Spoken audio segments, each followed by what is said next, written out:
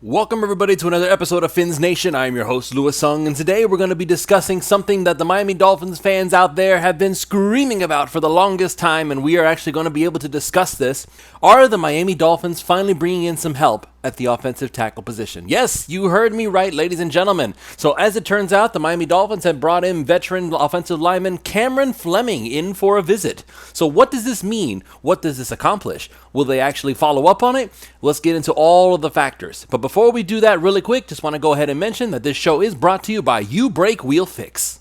You Brake Wheel Fix is your complete automotive wheel solution. Ever parked too close to the sidewalk curb? You Brake Wheel Fix specializes in the repair of damaged wheels from bends, cracks, or curb rash. Or maybe your wheels are faded or peeling. You don't need to replace them, as You Brake Wheel Fix can refinish them to like new. Offering complete refinish options through powder coating, machining, and polishing, You Brake Wheel Fix is the answer to all of your wheel needs. And if you're just looking to give your ride a new look, You Brake Wheel Fix also offers many car customizing options, such as new custom wheels and tires from your favorite brands, performance upgrades, window tinting, and suspension modifications. Located just south of Aventura, you can reach Mark and his staff at 305-748-0112 or online at youbrakewheelfix.com. They are really active on all social media platforms at You Brake Wheel Fix, so shoot them a DM on Instagram, Facebook, or Twitter and get an estimate in just minutes. So don't delay, go to You Brake Wheel Fix and start customizing your ride to show off your Dolphins fandom today. This show is also brought to you by PrizePicks.com. PrizePicks.com is a revolutionary fantasy platform where you can now pick up to 6 different players across professional sports leagues. Whether that's the NFL, the NBA, the MLB, one of each, it's up to you to decide. Just choose whether your chosen player will get more or less than their projected stat. They give you free squares at PrizePicks. Today is actually Taco Tuesday, so you're going to have special discounted promos. There's going to be Flex Friday specials where you can get your money back if you lose or even multiply the amount of money you can normally win. With offers like that, it's hard to justify not signing up for PrizePicks if you are any kind of a fantasy football fan. So use the promo code 5, that's F-I-V-E, and they will match up to $100 on your initial deposit when you sign up. Again, it's promo code 5, F-I-V-E. Go to PrizePicks.com, get started winning today.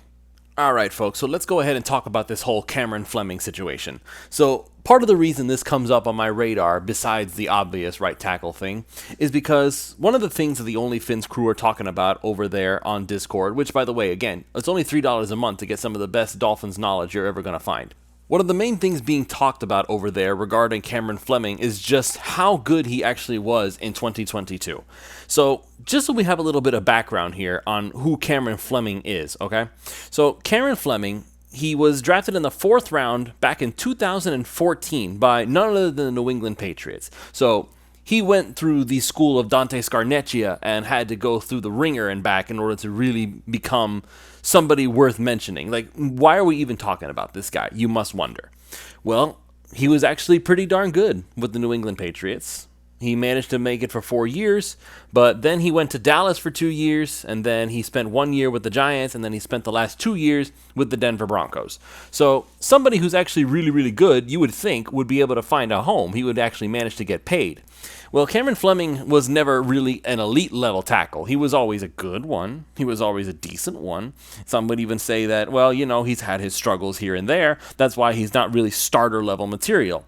However, there is something to be said about somebody who can hold down the fort when one of your players goes down. And true to form, Cameron Fleming did just that for the Denver Broncos last season. He had to do a lot of switching between left tackle, right tackle, basically doing whatever it was the Denver Broncos needed because the injuries at the offensive line for them, they were so severe that at any given moment he had to flip-flop back and forth between the two, and he had to be good at both things. He couldn't just be somewhat decent at one spot and then suck at the other spot, because that's how you end up with a guy like a Brandon Shell, who was pretty good at right tackle for a little while for the Dolphins last season, but then as soon as he moved to left tackle, it was an absolutely miserable experience to watch. He could not do it. And so I think that's why Brandon Shell hasn't been brought back yet, because I think that they're looking at this situation and saying, you know what, he was limited at right tackle and he's not really the guy that we're going to be needing. But Kendall Lamb, on the other hand, actually performed a lot better in the limited time that he had, and so that's why he has actually been brought back. Now, where does this leave Cameron Fleming? So what exactly is the context here with Cameron Fleming? Why are the Miami Dolphins bringing him in now, even after all of the talk about how they expect Austin Jackson to be the starter at right tackle? Well, personally, I feel like they do still expect Austin Jackson to be the starter at right tackle. Cameron Fleming would not be coming in here to replace Austin Jackson, in spite of the fact that he did so well with the Denver Broncos last season. Cameron Fleming is 30 years old, so he would just be another veteran who's coming in to compete and see what he can do. And by the way, he hasn't signed yet. We have to remember that. We're talking about this guy, and honestly, me personally, I'm hoping the Miami Dolphins sign him, because if for whatever reason he makes the team but he doesn't end up being the starter, then at the very least we have a really solid swing tackle that we can count on in a pinch, because we all know what's going to happen to Teron Armstead, right? Or at least that's what we are projecting to happen. Teron Armstead, somewhere down the line, is going to injure himself. He's going to miss 2, 3, maybe even 4 games, and they're going to need somebody to step in and get the job done while he's gone. Is that going to be Kendall Lamb? He could do it. We saw him do it briefly. Or, alternatively, it could be Cameron Fleming, and he would do the job well. And what makes this even more interesting is that during his so-called best season, as Chris Kaufman of the 3 Yards Per Carry podcast would put it last season, guess who his offensive line coach was? It was none other than newcomer Butch Barry, the new Miami Dolphins offensive line coach. So if there is anybody who knows what Cameron Fleming can do, and anyone who knows how to coach Cameron Fleming to the best of his ability, it would be Butch Barry. In fact, I would not be surprised in the slightest if the reason that Cameron Fleming is getting a visit in the first place is because Butch Barry went over to Mike McDaniel and says, hey, I know that you have your heart set on Austin Jackson for whatever reason, but at least give this guy a chance, because I worked with him in Denver and I think that he can be really good. So they looked at him and they're doing a visit. So will they sign him? I don't have any indication of that. I don't think that they are in any urgency to sign him. I still think they're going to try to see what happens in the draft. Now, if anybody who listened to my show yesterday, they know that I did not actually draft a tackle in that mock draft that I did. Just to give a brief summary, I drafted a tight end, I drafted a linebacker, I drafted a defensive lineman, and I drafted a running back. Those were the 4 things that I drafted. An offensive tackle was not in that group. And one of the things that I neglected to mention when I actually made all that stuff was why I did not draft a tackle. And the reason why I did not draft a tackle is because I firmly believe, I still believe this, that in spite of Hussam Patel talking about how Matthew Bergeron would be a great fit for this offense, I respect Hussam, I respect his grind, but me personally, if I am looking for a project player, the Miami Dolphins already have the ultimate project in Austin Jackson. And just to give a little bit of credit to Austin Jackson here, and I'm not even going to bring up the whole, oh, he played well in those first 14 snaps against the New England Patriots. That's all old news. So what I'm looking at right now is he's putting in a lot of work. You see clips of him. He's in the offseason. He's trying to improve his technique as best as he can. He's currently working with an offensive line specialist in the offseason outside of the actual coaching staff of the Miami Dolphins. So you can't deny that he's at least putting in the effort. So we at least have to give him credit for that much. So who knows? Maybe that was the missing piece of the puzzle. Maybe it was just a simple matter of he wasn't putting in enough effort. Maybe now he is. Maybe he sees the writing on the wall that says, hey, I'm about to lose my career if I don't actually start playing well, and I start playing well at a consistent level. Sometimes it just takes that. Sometimes it just takes a little kick in the butt for somebody to wake up and say, oh, I need to start taking this seriously now. So I'm not saying that Cameron Fleming coming in is that so-called kick in the butt. What I am saying is that he's starting to realize that he's running out of time, and he's going to have to actually start playing well if he's going to have any shot at having a career after the Dolphins is over. Because he's going to be with the Dolphins for maybe one more year, and where does he go from there? If he doesn't play well this upcoming season, what team is going to look at him and say, you know what, maybe this is worth trying to revitalize? I realize that some folks tried it with the whole Greg Little experiment. We tried it with the Greg Little experiment. And for a brief moment, it looked like it was going to work. Oh, we finally were able to unlock the potential that this guy had in college. Didn't work. It didn't work. He got hurt, and as soon as he got hurt, as soon as he even so much as stubbed his toe, he was done. He was not going to be back to that same player, and he wasn't for the rest of the season. So whatever we were seeing early in the season, it just disappeared right after that. It was gone. It wasn't coming back, and that's why we had to go to a Brandon Shell. That's why we had to go to a Kendall Lamb. That's why we had to go to all these different players, and none of them were able to fill the role the way that we wanted to. We wanted somebody to lock the position down. That's it. No more. No more experimenting. No more deciding. No more trying to deliberate who was going to be the guy. We want it done, taken care of, end of discussion. So now here comes Cameron Fleming. Are the Dolphins going to sign him? Again, I hope that they do. but I sincerely doubt there's any level of urgency here. The draft is still coming up. There is still the possibility that someone may fall in the first round. Maybe the Miami Dolphins will see the writing on the wall and say, oh, this guy's falling. Maybe we should go up and snag him while we still have the chance. Because, as I said in a previous show, I think it is honestly more likely for the Miami Dolphins at this point to trade up rather than down. I understand that they're going to be wanting more draft picks, but I feel like that their best bet really at this point is if they want to win a Super Bowl, which it does look like this is the window right here. If they want to win a Super Bowl, then you have to go and get your guy. You have to go and get that one last missing piece, whatever that missing piece happens to be.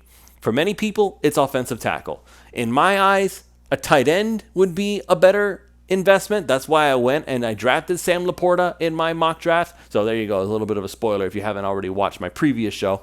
I picked Sam Laporta at 51st overall because I think that he could really fit what the Miami Dolphins are doing on offense, and he could be the last position that they really don't have settled. I'm trying to give Austin Jackson the benefit of the doubt. I really am. Not that I'm convinced of him, but I am saying that I'm going to give him a chance because I know that he can do it. It's just a matter of, will he do it? That's the hard part. Most people are going to say no. I would probably say no. But maybe that's why they're looking at this whole Cameron Fleming thing and saying, you know what, let's give this a shot. Now, some of you might be asking, if there's so much uncertainty with right tackle, why are they not just signing Cameron Fleming now? Why don't they get it over with? Why don't they just go ahead, bite the bullet, sign this guy? And by the way, he wouldn't be expensive. He really would not be expensive. It's not like Cameron Fleming has been going around from team to team just making a cool $6 million every time he shows up somewhere. Per Spot Track, Cameron Fleming signed a 1-year, $1.272 million contract with the Denver Broncos. So not even $1.5 million to get a guy who basically was their insurance policy at both tackle positions, and he did a fantastic job. If you want to look at Pro Football Focus, it's actually kind of interesting to see what they rate him as, because overall, he has had 4 really good seasons, okay?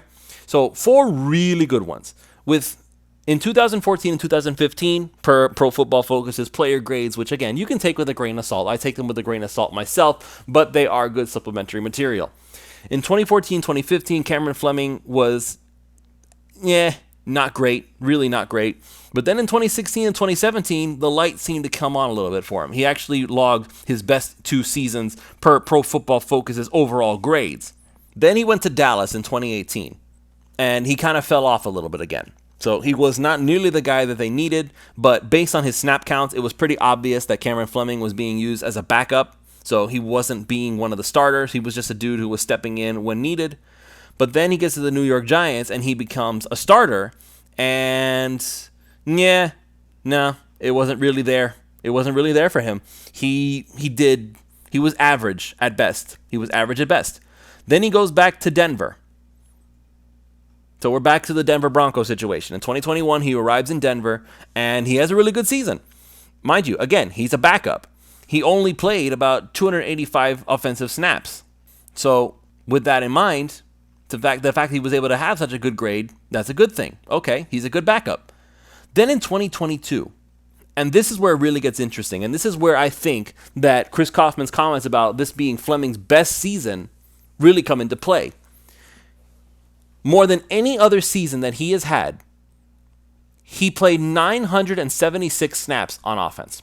His second most was 2020 when he was the starter for the New York Giants. And in Denver, Fleming was a backup, and he still played more snaps with the Denver Broncos in 2022 than he had in any other year in his career, which is now spanning over 10 years. This is going to be Cameron Fleming's 10th year in the NFL.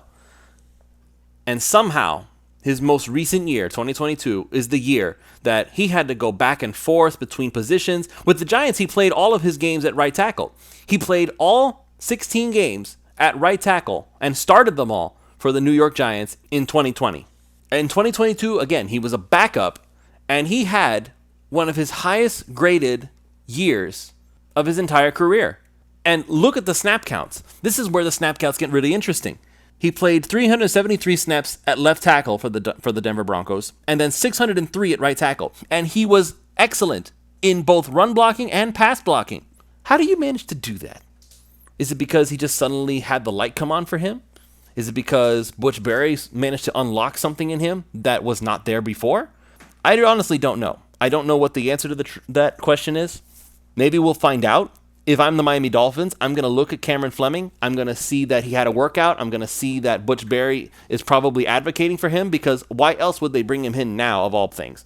Again, they've been saying all this time they're very confident in Austin Jackson, and yet you went and did this.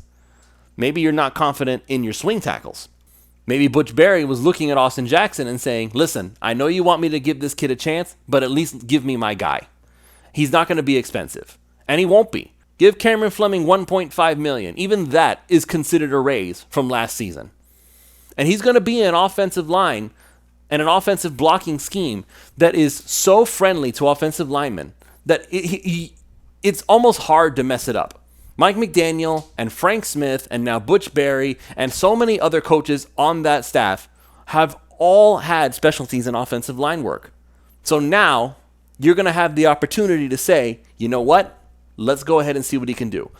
I am honestly suspecting, I have no basis for this is my speculation, that the Miami Dolphins are going to wait until after the draft to sign Cameron Fleming, just to see what happens. Maybe they grab one of their undrafted free agents, which, by the way, if you haven't checked out OnlyFins, they're already setting up a list over there, so you should probably check that out. It's only $3 a month, like I mentioned before. They're already setting up their list of undrafted free agents. They're already getting ready to project who they need to chase after once the draft is over. The Miami Dolphins have a real opening to win a Super Bowl, and Cameron Fleming would be a great insurance policy. If something happens to Teron Armstead, Cameron Fleming can fill that role. If something happens to Austin Jackson, Cameron Fleming can fill that role. Who knows? Maybe Cameron Fleming will be so good that he'll actually beat Austin Jackson for the right tackle position. And based on what we saw with the Broncos last season, that would not be the worst thing in the world. And if something goes wrong even then, well, you still have Kendall Lamb, right? So that's going to be it for this show. It's very interesting to speculate when one of these veterans come in for a visit. If the Miami Dolphins do decide to go this route, honestly, there's going to be a lot of people who are very happy about this, not the least of which being the 3 yards per carry crew. They're some of the smartest Dolphins people that I know, I'm not going to lie. And so whenever they say something, I'm liable to listen. So with all that said, thank you all so much for joining me.